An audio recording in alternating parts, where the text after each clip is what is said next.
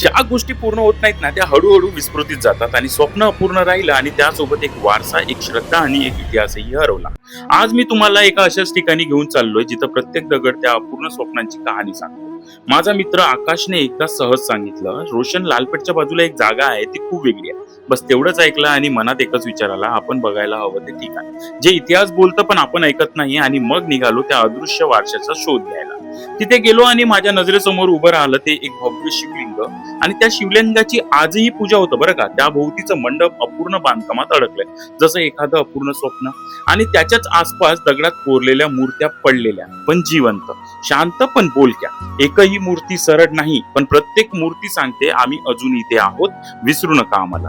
त्या दगडामध्ये गरुड, भीमा, हनुमान, नागदेवता, मत्स्यदेवता, कासव असं असंख्य रूप कोरलेली आहेत. आणि मध्येच दशमुखी दुर्गा मातेची एक अप्रतिम मूर्ती, जिच्या पायथ्याशी कोरलेली कथा म्हणजे त्या काळातील श्रद्धेचं जिवंत चित्र. म्हटलं जातं, शिवभक्त नगरधनी रायप्पांनी इथे एक भव्य मंदिर उभारण्याचं स्वप्न पाहिलं होतं, पण नियतीने त्यांना थांबवलं आणि ते स्वप्न अपूर्णच राहिलं.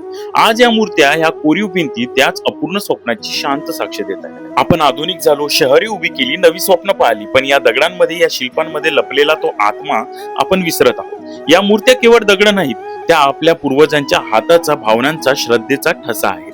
चला त्या अपूर्ण स्वप्नाला पुन्हा जिवंत करूया, या वारशाचे आपण जतन करूया. ही जागा आपल्या भूतकाळाची ओळख आणि वर्तमानाची जबाबदारी दोन्हीही देऊन जाते.